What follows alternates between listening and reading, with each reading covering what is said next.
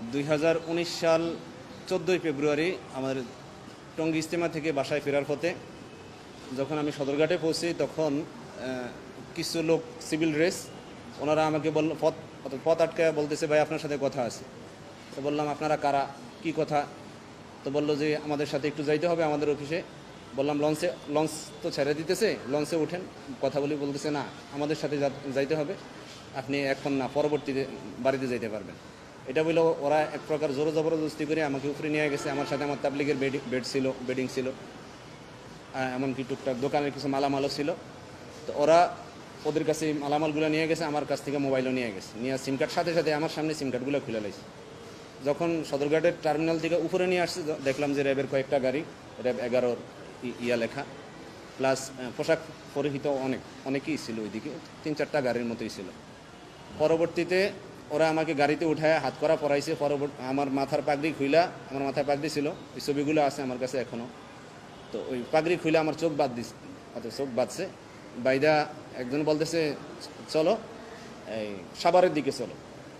তো সাভারের দিকে চলো, কিন্তু বাইরে থেকে যে আওয়াজ, আমি কিছুক্ষণ পরে যে আওয়াজ শুনলাম যে এরা ওই চিটাগাং রোডের আওয়াজ দিতেছে, হয়তো গাড়িওয়ালারা ডাকতেছে। তো বুঝছি যে না, এরা সাভারের দিকে নিচ্ছে না, এরা উল্টা দিকে আমার নিতেছে। তো অনেকক্ষণ দীর্ঘক্ষণ ঘাড়ায়া অনেক সময়, ওই আমি বলতে পারবো না যে কয়টা বাজে আনুমানিক, বলতে পারবো না। অর্থাৎ ঈশারও অনেক পরে আমাকে আসরের পরে নিল, ঈশার পরে যাই ওনাদের অফিসে গেলাম। তখন অনেক জিজ্ঞাসাবাদ করছে, বিশেষ করে আমার নাম, ঠিকানা, আমার সাথে কী কী ছিল ওগুলো সব ওনারা একটা নোট করছে। ওই নোটটা পরবর্তীতে আবার আমাদেরকে দিছে, কী কী ছিল আমার কাছে, আমার আত্মীয় স্বজনদেরকে যে মালামালগুলো বুঝিয়ে দিছে, ওইটাও আমার ফাইলের মধ্যে আছে। পরবর্তীতে ওনারা এই 45 দিন আমাকে, ওনাদের অনেকগুলো সেল আছে, বিশেষ করে র্যাব 11-এর মধ্যে আমি 3 ধরনের রুমের মধ্যে ছিলাম। একটা রুম ছিল আমার অনুমান হিসাবে 2.5 ফিট বাই 6 ফিট, এটার মধ্যে প্রায় 2 ফিটের মধ্যে কমে, অল্প একটু জায়গার মধ্যে এইদিকে থাকা, খাওয়া, ঘুম, নামাজ পড়া। তো কোরআন চাইলে কোরআন দিত না, বলতো যে মুখস্থ যদি থাকে ওইভাবেই পড়ে। পরবর্তীতে বড় ছেলে গেছে আর কোরআন শরীফ দিছে। তা আমার ওইদিকে হালত এমন অবস্থা হয়েছে, আমি যখন নামাজে রুকুতে যাইতাম আমার পিছনের সাইড এক দেয়ালে আটকাইতাম, মাথাটা আরেক দেয়ালে আটকাইতাম। ওই জায়গার মধ্যে গোসল করতাম, যখন পানি না শুকানো পর্যন্ত ওইদিকে বসতে পারতাম না। এর মধ্যেই নামাজ পড়া, থাকা, ঘুম, এদিকে লম্বা সময় রাখছি। আর ওইটা টর্চার রুমের পাশেই ছিল। যাদেরকে টর্চার করা হইতো ওরা যখন বিকট আওয়াজে চিৎকার দিত, আমার মানসিকভাবে খুবই কষ্ট লাগতো। এমনি ওরা আমাকেও টর্চার করছে। বিশেষ করে এই যে র্যাবের এসপি মশিউর নামের একজন ছিল, উনি আমাকে কারেন্টে শর্ট দিছে, দাড়ির মধ্যে হাত ধরে এইভাবে দাড়ি ধরে গেতেছে, তোর দাড়িগুলা কাইটালামো, এই তুই কোন দলের সদস্য? বলতেছি যে আমার তো দেখলি না, আমি ইজতেমা দিকে আসতেছি, দাওয়াত তাবলীগের মানে। কয় না, তুই এটা করস না, তুই অন্য কিছু করস। তো বললাম যে ঠিক আছে, আমি যদি অন্য কোনো কিছু করি আপনারা বইলা দেন। লম্বা সময় আটকিয়ে রাখছে যে বইলা দেন কি করি, তাইলে আমি ওইটাই বলবো। কইতেছে না, তোরই কই তুই, এই আর কি। তো যাই হোক, এরকম লম্বা সময় 45 দিন পরে ওনারা আমাকে রাত্রে প্রায় আনুমানিক আর কি 11:30 বা 12টার মধ্যে আবার গাড়ির মধ্যে ঢুকাইছে, অর্থাৎ উঠাইয়া এর আগে দিয়া করছে কি, এই 45 দিনের মাথায় ওনারা আমার যেই পাঞ্জাবিটা গায়ে ছিল ওই পাঞ্জাবিটা আবার ফেরত দিয়ে দিছে। 3 দিনের সময় ওরা পাঞ্জাবিটা নিয়ে নিছে, পাঞ্জাবি পাজামা যা যা আমার কাছে ছিল ওগুলো নিয়ে গেছে। 45 দিনের মাথায় ওগুলো আবার আমাকে ফেরত দিছে। আচ্ছা, 45 দিনের মাথায় আমার ওগুলো ফেরত দিছে, ওগুলো আমি আবার গায়ে দিছে। রাত্রেবেলা ওনারা নিয়ে গেছে আবার চোখ বান্ধা হাত করা লাগায় মাতুয়াইল, সম্ভবত মাতুয়াইল হসপিটালের আশেপাশে যে কোনো এক জায়গায়, আমার চোখ বাঁধা ছিল, ওইদিকে নিয়ে ওনারা খুব হই হুল্লোড় করতেছে। আমি বুঝলাম যে এখানে কোনো ক্রস ফায়ার দিব কিনা। তো ভিতরে আবার 2-1টা লোক ভালো ছিল, যারা এই র্যাবের এই সমস্ত কার্যক্রম পছন্দ করতো না। ওনারা আবার আমাকে এসে আশ্বস্ত করতো যে ভাই আপনি ভয় পাইবেন না, ওরা নিয়ে আপনারা নিয়ে একটা নাটক সাজায় আবার এদিকে নিয়ে আসবো। তো তারপরে এগোরে বিশ্বাস হইতেছিল না, তো কারণ এরা কইতেছে একটা, কাজ করতেছে আরেকটা। তো যাই হোক, ওইদিকে নিয়ে হই হুল্লোড় কইরা আমার গাড়ি থেকে বের করে নাই, গাড়ির মধ্যে রাইখেই হঠাৎ করে গাড়ির দরজা খুলা বলতেছে তোমার নাম কি, নাম ঠিকানা জিজ্ঞাসা করলো।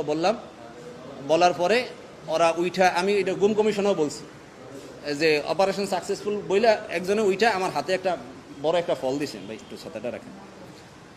তো আমার তো ওই সময় চোখ বাঁধা ছিল, বড় একটা ফল দিছে, এটা পরে দেখছি। তো গোল ছিল, আমি এটা হালকা একটু ধরে গেছি, আল্লাহ জানে এটা আবার বন্টম কোনো কিছু দিছি কিনা আল্লাহ জানে। তো যখন চোখ খুললো দেখলাম যে না, বড় একটা মালটা দিছে আর কি। তো পরে আবার ইয়াতে নিয়ে গেছে, 11তে নিয়ে গেছে। ওদিক থেকে পরের দিন সকালবেলা ছবি টবি তুইলা ইয়াতে নিয়ে গেছে। ওইদিকে নেওয়ার আগে ওরা আবার হাতে ধরে মাপ চাইছে যে ভাই আমাদের উপরের কর্তৃপক্ষের নির্দেশ, এই জন্য আপনাদের সাথে এমন করা, তো মনে কষ্ট নিয়েন না, বদদোয়া দিয়েন না।